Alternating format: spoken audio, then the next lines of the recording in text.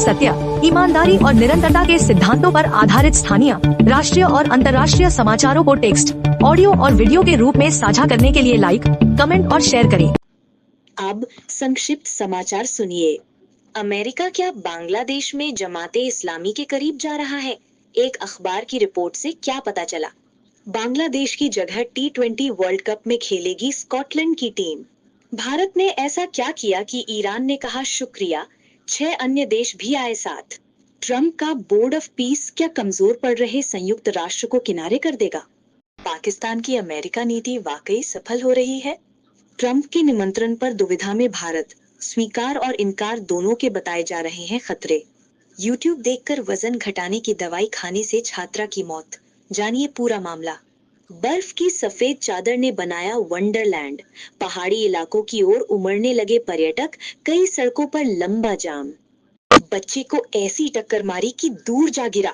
मामा की कार से 15 साल के भांजे ने सड़क पर मचाया कोहराम। किसकी कब्र खुदवाना चाहते थे कंधार हाईजैक के आतंकी, रख दी थी ये डिमांड। पाकिस्तान में शादी समारोह में आत्मघाती हमला, 5 की मौत, 10 घायल। सैमसंग गैलेक्सी S26 सीरीज फरवरी के आखिरी हफ्ते में लॉन्च होने की उम्मीद। जानिए S26 प्लस और अल्ट्रा मॉडल की पूरी डिटेल।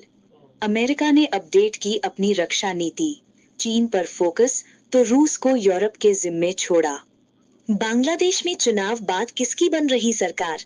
यूएस संबंध बनाने में जुटा तो बढ़ी भारत की टेंशन। चीन में क्या चरम पर है भ्रष्टाचार? फिर टॉप जनरल जांच के घेरे में। क्या अपनों को ही निपटा रहे शी? अब पूरी बाकी मुख्य खबर सुनिए। अमेरिका बांग्लादेश की इस्लामिक पार्टी जमाते इस्लामी के साथ अपने संबंध बेहतर करने पर जोर दे रहा है। वॉशिंगटन पोस्ट की रिपोर्ट के अनुसार अमेरिकी प्रशासन को उम्मीद है कि फरवरी में होने वाले आम चुनावों में जमात अब तक का सबसे अच्छा प्रदर्शन कर सकती है।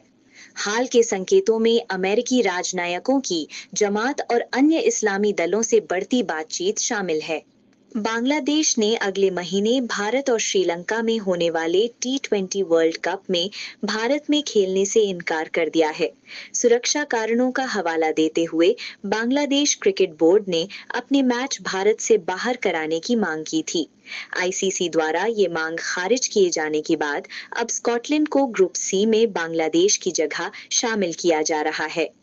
भारत ने संयुक्त राष्ट्र मानवाधिकार परिषद में ईरान के खिलाफ लाए गए प्रस्ताव के विरोध में मतदान किया, जिसमें हालिया सरकार विरोधी प्रदर्शनों के दमन की निंदा की गई थी।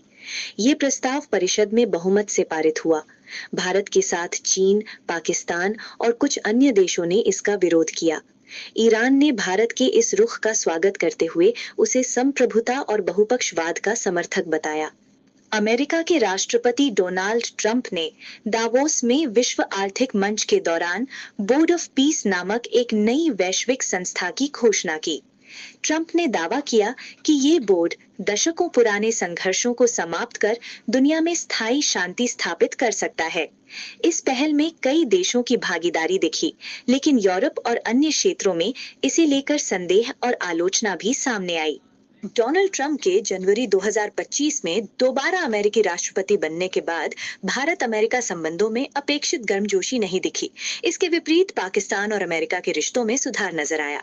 दावोस में ट्रंप के बोर्ड ऑफ पीस समारोह में पाकिस्तान के प्रधानमंत्री शहबाज शरीफ की भागीदारी और दोनों नेताओं की नजदीकी ने इस बदलाव को और स्पष्ट किया। भारत को भी इस बोर्ड में शामिल होने का न्योता मिला है, लेकिन उसने अभी कोई फैसला नहीं लिया। तमिलनाडु के मदुरई में एक कॉलेज छात्रा की मौत YouTube चैनल से मिली वजन घटाने की जानकारी के आधार पर बोरेक्स खाने से हो गई। पुलिस के अनुसार छात्रा ने स्थानीय दुकान से बोरेक्स खरीदा और सेवन के बाद उसकी तबीयत बिगड़ गई। पहले निजी और फिर सरकारी अस्पताल ले जाते समय उसकी मृत्यु हो गई। इस घटना के बाद भ्रामक मेडिकल जानकारी देने वाले YouTube चैनलों पर सवाल उठे हैं। उत्तर भारत में मौसम के अचानक बदलने से कहीं बारिश तो कहीं भारी बर्फबारी देखने को मिली है। दिल्ली सहित कई मैदानी इलाकों में बारिश हुई, जबकि हिमाचल प्रदेश, उत्तराखंड और जम्मू कश्मीर के पहाड़ी क्षेत्रों में बर्फबारी हुई। गणतंत्र दिवस की छुट्टियों के कारण बड़ी संख्या में पर्यटक मनाली और अन्य पहाड़ी पर्यटन स्थलों की ओर रवाना हुए, जिससे सड़कों पर भारी जाम की स्थिति बन गई। कानपुर के नौबस्ता थाना क्षेत्र के मच्छरिया यू ब्लॉक में शुक्रवार सुबह एक तेज रफ्तार कार ने गली में खेल रहे 13 वर्षीय बच्चे को टक्कर मार दी। कार 15 वर्षीय नाबालिग चला रहा था, जो अनियंत्रित होकर पहले खड़े वाहनों से टकराई और फिर बच्चे को जोरदार टक्कर मारी। हादसे में बच्चा गंभीर रूप से घायल हुआ। हालांकि डॉक्टरों ने उसकी हालत खतरे से बाहर बताई है। 24 दिसंबर 1999 को इंडियन एयरलाइंस की फ्लाइट IC 814 को काठमांडू से दिल्ली जाते समय आतंकियों ने हाईजैक कर लिया था। विमान में 199 यात्री और क्रू सवार थे। इसे अफगानिस्तान के कंधार ले जाया गया, जहां यात्रियों को 7 दिनों तक बंधक बनाया गया। इस दौरान आतंकियों ने भारत सरकार के सामने कई चौंकाने वाली मांगे रखी, जिनमें एक कब्र खुदवाने की मांग भी शामिल